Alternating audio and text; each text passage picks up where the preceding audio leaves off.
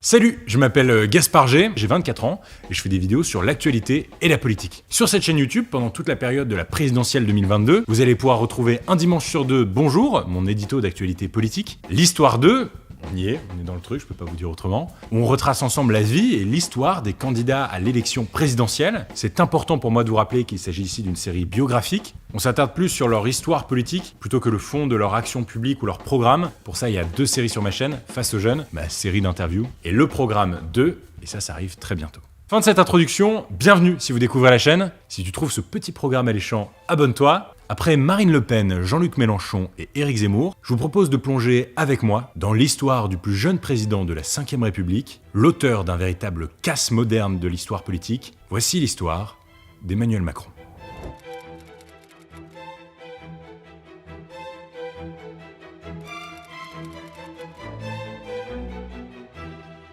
Emmanuel Jean-Michel Frédéric Macron est né à Amiens, en Picardie, le 21 décembre 1977. Son père, Jean-Michel Macron, est professeur de neurologie au CHU d'Amiens et responsable d'enseignement à la faculté de médecine de la ville. Tandis que sa mère, Françoise Noguès, est médecin conseil à la sécurité sociale. Ce couple de médecins a eu 4 enfants. D'abord, une petite fille, tragiquement décédée à la naissance, puis Emmanuel en 1977, Laurent en 1979, qui a suivi la voie des parents puisqu'il est aujourd'hui radiologue, et Estelle en 1982 qui a suivi elle aussi la voie des parents puisqu'elle est néphrologue. Cette famille de médecins peut justement se poser la question « Président de la République, mais qu'est-il donc allé faire dans cette galère ?» C'est donc à Amiens que grandit le jeune Emmanuel, et de la 6e à la 1re, il est scolarisé à la Providence. Un établissement privé, catholique, fondé par la congrégation des Jésuites. Il vit alors une enfance plutôt heureuse. Il pratique notamment le piano pendant 10 ans au conservatoire d'Amiens. Il a d'ailleurs obtenu le 3e prix du conservatoire. Mais le jeune Macron est aussi sportif, il pratique le ski, le tennis. Il reste donc au lycée de la Providence jusqu'à son année de 1re en 1994, et c'est cette année-là qu'il participe au concours général de français.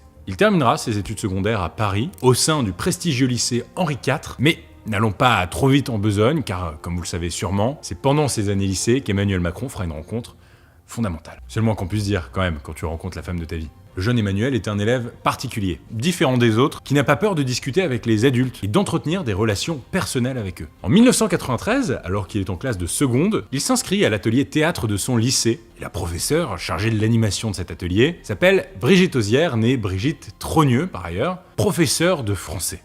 Le lycéen est séduit par la professeure. Et il semblerait que ça soit un peu réciproque. Mais elle ne se résout pas à entamer une relation avec un lycéen, de 24 ans plus jeune qu'elle. D'autant plus que, elle est mariée quoi. Mais le jeune Macron est déterminé et il parvient à séduire sa professeure, notamment au cours de séances d'écriture pendant lesquelles ils réécrivent ensemble cette fameuse pièce de théâtre, L'art de la comédie d'Eduardo de Filippo. C'est une blague. Tu peux me lire, Louis, l'auteur de la pièce de théâtre ? Edoardo de Filippo. En français, ça donnerait quoi ? Philippe. Mec. Mais voilà, les parents d'Emmanuel Macron veulent l'éloigner de sa prof pour le préserver de cette relation qu'ils pensent être impossible. C'est pourquoi ils décident d'envoyer leur fils à Paris, au lycée Henri IV, à la fin de sa classe de 1re. Et apparemment à l'époque, cette solution est mieux pour tout le monde, même pour Brigitte, qui l'incite d'ailleurs à rejoindre Henri IV.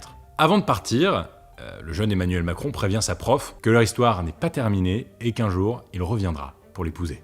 Le jeune Macron est déjà assez borné. Désormais parisien, il empoche son bac S à Henri IV avec une mention très bien en 1995. Après son bac, il ne quitte pas l'établissement puisqu'il intègre la prépa littéraire Hippocagne-Cagnes avant d'échouer 2 fois le concours d'entrée hyper sélectif à l'école normale supérieure, l'ENS. Finalement, c'est en 1998 qu'il rejoint Sciences Po Paris dans la filière internationale avant de se réorienter en service public pour la 3e année. Dans le même temps, il obtient en parallèle un DEA de philosophie à l'université Paris-Nanterre en 2001 en faisant son mémoire sur les penseurs politiques Machiavel et Hegel. En même temps que ses études, il est assistant éditorial pour le célèbre philosophe Paul Ricoeur dans la préparation de son livre La mémoire, l'histoire, l'oubli. Et il rejoint également le comité de rédaction de la revue internationale Esprit. Et pendant ces années science-piste, comme on dit, Emmanuel Macron commence à se tourner vers le monde politique. Il milite notamment au mouvement des Citoyens, un parti politique proche du Parti Socialiste créé en 1993 par Jean-Pierre Chevènement. Il va d'ailleurs être stagiaire à la mairie du 11e arrondissement de Paris, aux côtés de Georges Sarr, membre du même parti que Chevènement. Après Sciences Po, il tente le concours et il intègre l'École nationale d'administration, l'ENA, pour 2 ans à Strasbourg, et il en sortira classé 5e de sa promo en 2004. Au cours de sa formation d'énarque, Emmanuel Macron effectuera 2 stages. Le premier à l'ambassade d'Abuja, au Nigeria, et le deuxième dans la préfecture de l'Oise. 2 salles, 2 ambiances. Bref, en 2004, Emmanuel Macron sort donc diplômé de l'ENA et peut entrer dans la vie professionnelle, ce qu'il va faire sans attendre.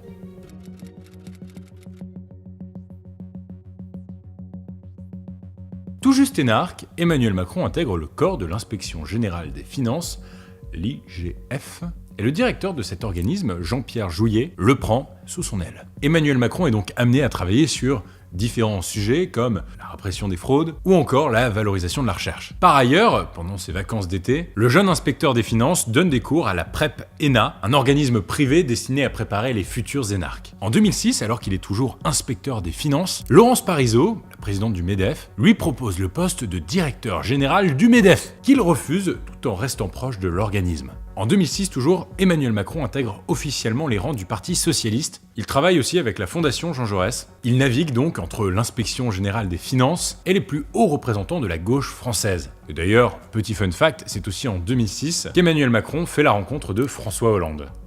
On peut donc dire que cette année-là a été assez charnière. L'année suivante, en 2007, alors qu'il a tout juste 30 ans, il est nommé rapporteur adjoint de la Commission pour la libération de la croissance française, une commission aussi connue sous le nom de la Commission Attali, et de fait elle est présidée par Jacques Attali. Et côté perso, c'est une année aussi importante car il épouse enfin Brigitte le 20 octobre au Touquet. Vive les mariés! D'ailleurs, à l'approche de la présidentielle de 2007, il est membre des GRAC. C'est un groupe qui milite pour une alliance entre Ségolène Royal et François Bayrou, et finalement il votera pour Ségolène Royal lors de cette élection. Et Nicolas Sarkozy sort vainqueur de la présidentielle. Bref, en 2008, peu après avoir été nommé co-rapporteur pour une autre commission, celle sur les métiers du droit, Emmanuel Macron décide de se mettre en disponibilité de la fonction publique, c'est-à-dire qu'il ne démissionne pas, mais se dit disponible pour aller travailler dans le privé. Il intègre alors la prestigieuse banque d'affaires Rothschild, après avoir été recommandé à l'établissement, notamment par Jacques Attali. Pas mal comme lettre de reco. En arrivant chez Rothschild, il leur fait savoir que ce sont ses déceptions politiques qui l'ont poussé jusque-là, mais aussi les conseils de son ami Alain Minck, qui lui aurait indiqué qu'il vaut mieux être fortuné pour faire de la politique. Entre 2010 et 2012, Emmanuel Macron exerce donc en tant que banquier d'affaires chez Rothschild. Pendant cette période, il est chargé de gros dossiers, ce qui lui permet notamment d'être promu associé de la banque. À 33 ans, il bat ainsi un nouveau record, le record du plus jeune associé de la banque Rothschild. Mais pendant ces années en banque, Emmanuel Macron garde tout de même un œil en politique, en soutenant notamment François Hollande lors de la primaire de la gauche en 2011. L'année suivante, en 2012, Emmanuel Macron va mener dans la banque Rothschild l'un des dossiers les plus importants de l'année, le rachat par Nestlé de la filiale lait pour bébé de Pfizer. Une société pharmaceutique que normalement aujourd'hui en 2022 vous commencez à connaître. Il s'agit d'une transaction à plusieurs milliards d'euros qui lui aurait permis au passage de devenir millionnaire. Sympa dans une vie, à un moment donné, ça tombe, t'es content quoi. C'est au moment de cette transaction qu'il mène avec succès que certains observateurs vont le qualifier de Mozart de la finance. Il aurait en effet gagné environ 2 millions d'euros entre 2010 et 2012. Mais le jeune banquier reste discret sur son passage dans cette banque, il n'en parle que très peu. Mais voilà, comme je vous l'ai dit, il avait soutenu François Hollande lors de la primaire de la gauche en 2011. Et ça a porté ses fruits. Le 6 mai 2012, François Hollande est élu président de la République et remplace alors à l'Élysée Nicolas Sarkozy. Voici notre estimation du résultat de la présidentielle en ce 6 mai 2012. C'est François Hollande qui est élu président de la République avec 51,9% des voix. Et le nouveau président tient aussitôt à intégrer son jeune soutien à l'aventure.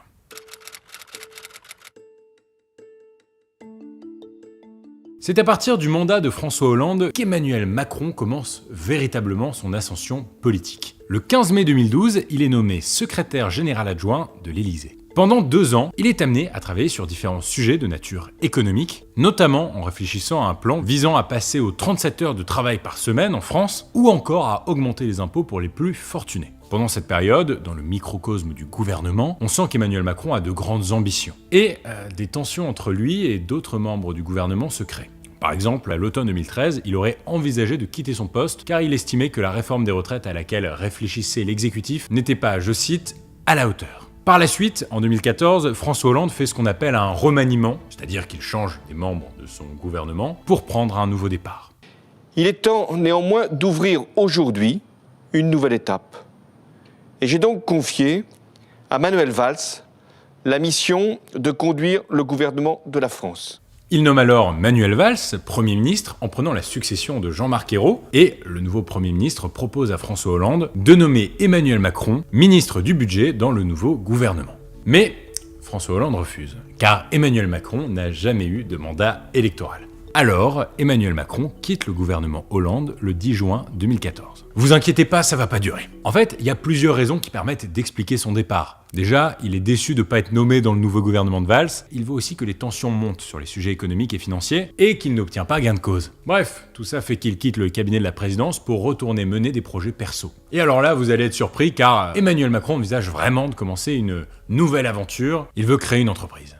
Il hésite globalement entre deux concepts. Soit il crée une entreprise de conseil financier, soit il lance une start-up qui aurait pour but de développer une forme d'enseignement sur Internet. Il envisage même à un moment d'aller monter cette entreprise dans la Silicon Valley aux États-Unis, mais finalement il va pas le faire. Il va quand même se tourner un peu vers l'enseignement en donnant des cours entre Londres et Berlin. Dans le même temps, il ne renonce pas à ses projets de start-up et file bel et bien aux États-Unis avec Xavier Niel, le patron de Free, visiter des start-up californiennes.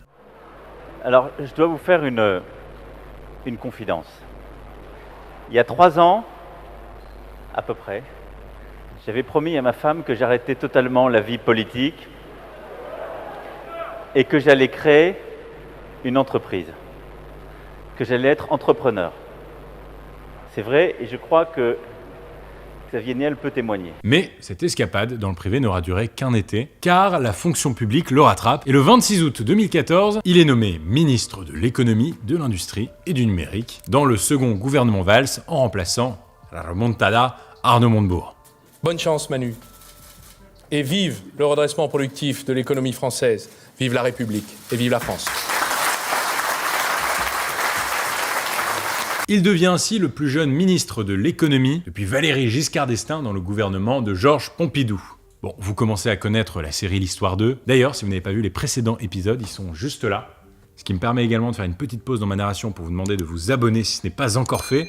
Vas-y, au moins lâchez un pouce bleu. Mais oui, pour rappel, le but n'est pas ici de faire un bilan des mesures prises par les candidats dans leur vie politique, mais plutôt de présenter leur parcours, donc on ne va pas rentrer dans le détail des mesures prises par le ministre Macron, je vais vous donner simplement quelques éléments. Emmanuel Macron a été ministre de l'économie entre 2014 et 2016. On trouve notamment la fameuse loi Macron, qui avait pour objectif de déverrouiller l'économie française, notamment en modifiant les règles du travail le dimanche, en statuant sur les professions réglementées, notamment avec la libéralisation du marché des autocars longue distance, ou encore en modifiant le régime de la vie des entreprises. Alors, il faut savoir que cette loi a suscité beaucoup d'opposition, même au sein de la majorité socialiste. C'est pourquoi elle a été adoptée en 2015, sans passer par le vote de l'Assemblée, grâce au fameux 49.3, cet article de la Constitution, qui permet au gouvernement en place de faire passer une loi sans le vote des parlementaires.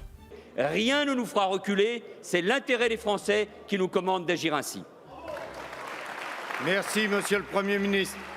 L'Assemblée nationale prend acte de l'engagement de responsabilité du gouvernement conformément aux dispositions de l'article 49, alinéa 3 de la Constitution.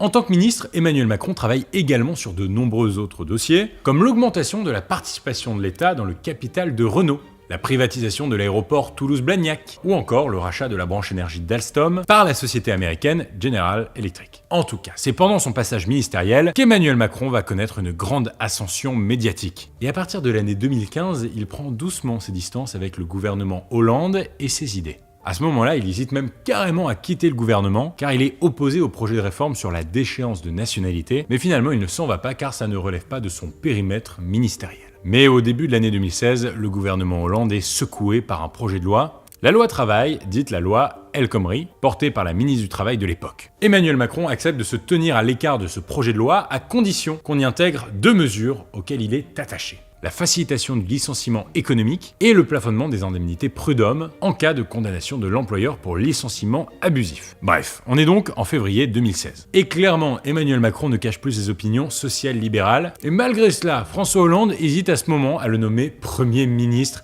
à la place de Manuel Valls. Le président Hollande n'en fera finalement rien car il estime que Manuel Valls remplit son rôle avec loyauté et qu'il est important de maintenir une cohésion dans l'équipe qui a traversé les attentats de 2015. Et finalement, c'est dans cette première partie de l'année 2016 que paraît un premier sondage mené par la société Odaxa sur la possible candidature d'Emmanuel Macron à la présidentielle de 2017. 6 avril 2016, Emmanuel Macron crève l'abcès. Il organise une conférence à Amiens, sa ville natale, dans laquelle il annonce le lancement d'un nouveau parti politique qu'il nomme En Marche et qu'il veut ni de droite, ni de gauche.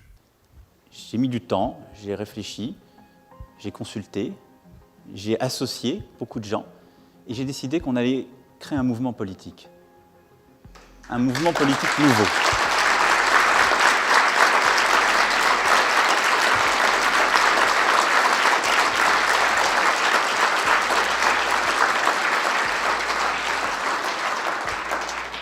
Un mouvement politique nouveau.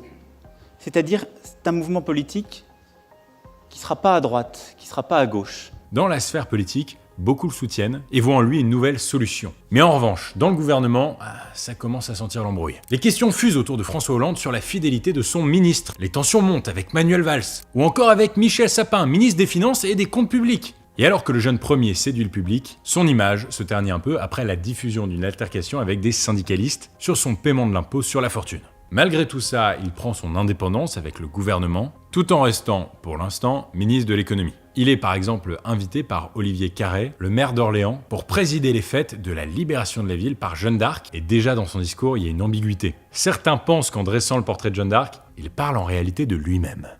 Jeanne n'est personne, mais elle porte sur ses épaules la volonté de progrès et de justice de tout un peuple. Elle était un rêve fou. Elle s'impose comme une évidence. Mais il parle de qui là? Malgré les pressions de Manuel Valls et de François Hollande, Emmanuel Macron quitte ses fonctions de ministre le 30 août 2016 pour se consacrer à son nouveau mouvement. François Hollande affirmera plus tard qu'il l'a trahi avec méthode. À ce moment-là, 84% des Français approuvent son choix, selon un sondage IFOP. Il est alors remplacé par Michel Sapin. Le voilà donc disponible pour entrer dans la course à la présidentielle de 2017.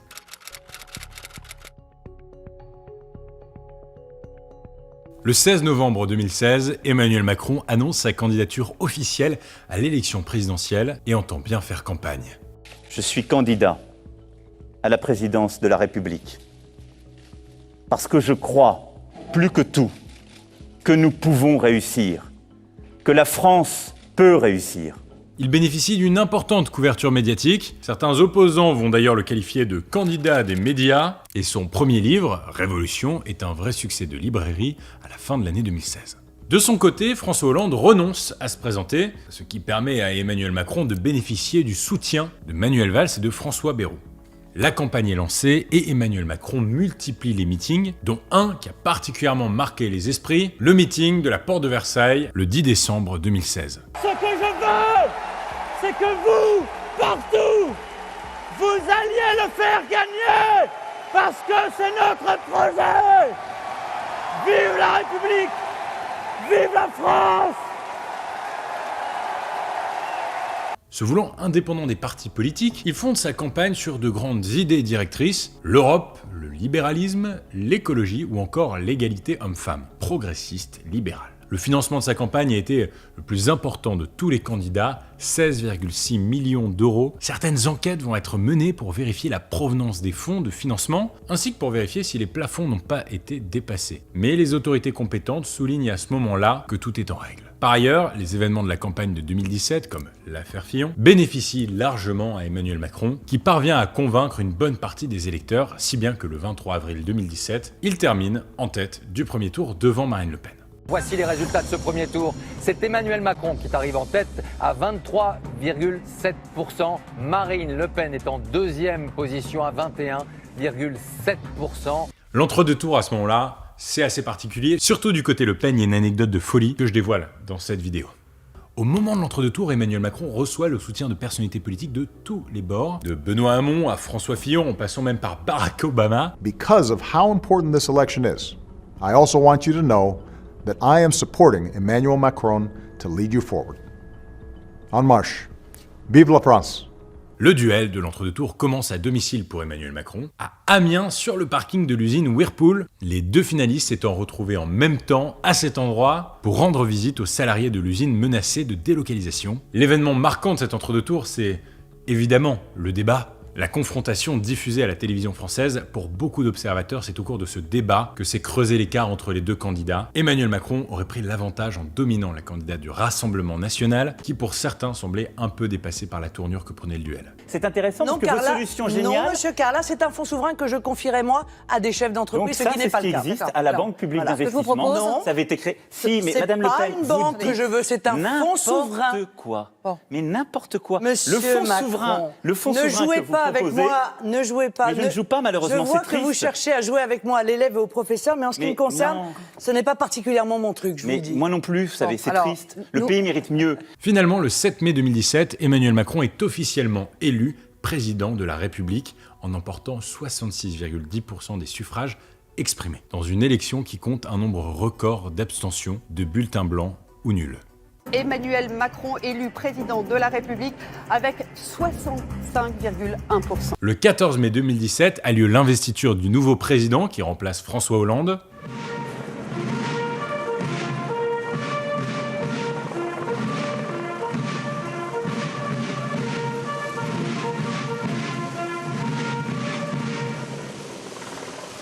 Emmanuel Macron a 39 ans. Il est alors le plus jeune président français de l'histoire et même le plus jeune chef d'État élu démocratiquement.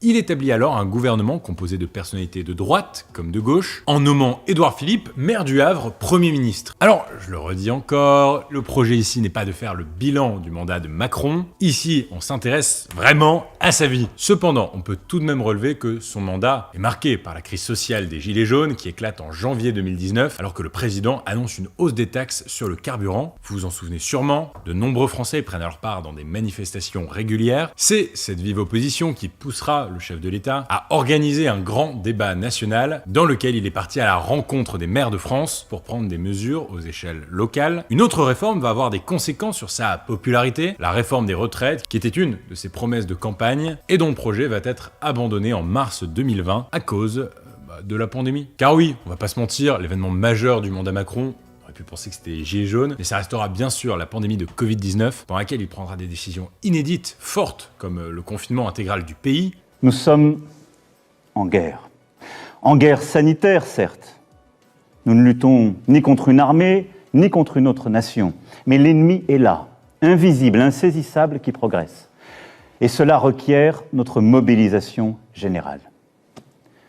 Nous sommes en guerre. Sa gestion de la crise va être défendue par certains observateurs et critiquée par d'autres, ce qui rendra sa personnalité extrêmement clivante. C'est d'ailleurs pendant cette période qu'il va remplacer Édouard Philippe par Jean Castex, alors que l'ancien maire du Havre venait d'acquérir une cote de popularité supérieure à celle du président. Pendant son mandat, Emmanuel Macron a accordé une grande importance à la communication, une communication très maîtrisée. Ses prises de parole étaient en général assez rares, même si la pandémie de Covid-19 a un peu déjoué ses plans. Mais pendant ces prises de parole, certaines de ces petites phrases jouent sur sa cote de popularité, on les surnomme les macronades. Un président présent sur tous les réseaux sociaux de TikTok à YouTube, en passant par les traditionnels Twitter et Facebook. Son mandat n'est pas encore arrivé à son terme, le temps du bilan viendra, mais ça sera pour une prochaine vidéo. C'était l'histoire d'Emmanuel Macron. Les amis, merci d'avoir suivi cette vidéo. Bienvenue si vous découvrez la chaîne. Encore une fois, je m'appelle Gaspard G, j'ai 24 ans, je fais des vidéos d'actualité et de politique sur YouTube et je parle aussi tous les jours d'actualité sur mon compte Instagram, Gaspard G. Merci à toute mon équipe qui a bossé avec moi sur cette vidéo. Leurs noms sont là. Abonne-toi, active la cloche pour ne rater aucune vidéo. C'était Gaspard G.